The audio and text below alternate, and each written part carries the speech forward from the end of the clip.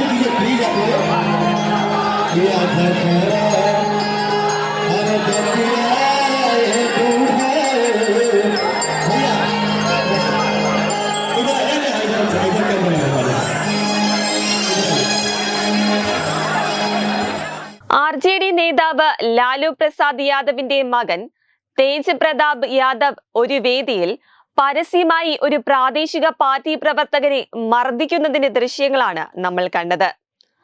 ലോക്സഭാ തിരഞ്ഞെടുപ്പിൽ പള്ളിപുര സീറ്റിൽ മത്സരിക്കുന്നത് ലാലു പ്രസാദ് യാദവിന്റെ മകൾ മിസ ഭാരതിയാണ്.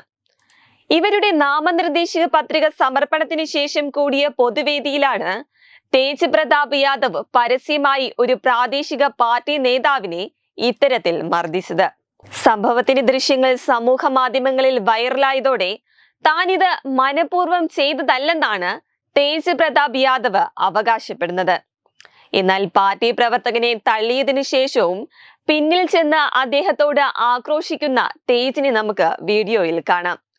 അതിനാൽ തന്നെ മനഃപൂർവ്വമല്ല തേജ് ഇത് ചെയ്തതെങ്കിൽ എന്തിനാണ് അതിനുശേഷം പിന്നിൽ ചെന്ന് പ്രവർത്തകനോട് ദേഷ്യപ്പെട്ടതെന്നും ചിലർ ചോദിക്കുന്നു. എന്തായാലും ഇന്ത്യ മുന്നണിയിലുള്ളവർക്ക് സ്വന്തം പാർട്ടിയുള്ളവരോട് പോലും ബഹുമാനമൊന്നുമില്ല എന്ന് തന്നെയാണ് നമുക്ക് ഈ വീഡിയോയിലൂടെ മനസ്സിലാക്കുവാൻ സാധിക്കുന്നത്. കാരണം തിരഞ്ഞെടുപ്പ് റാലിക്കിടയിൽ കോൺഗ്രസ് പ്രവർത്തകനെ തല്ലുന്ന കർണാടക ഉപമുഖ്യമന്ത്രി DK ശിവകുമാറിന്റെ വീഡിയോ കുറച്ച് ദിവസങ്ങൾക്ക് മുൻപാണ് പുറത്തു വന്നത്. അതിനാൽ തന്നെ സ്വന്തം പാർട്ടിയിലെ പ്രവർത്തകരെ പോലും ബഹുമാനിക്കാനോ അവരെ നല്ല രീതിയിൽ ട്രീറ്റ് ചെയ്യുവാനോ അറിയാത്തവരാണോ ഈ ജനങ്ങളെ ഭരിക്കാൻ തയ്യാറെടുക്കുന്നതെന്നാണ് സോഷ്യൽ മീഡിയ ചോദിക്കുന്നത്.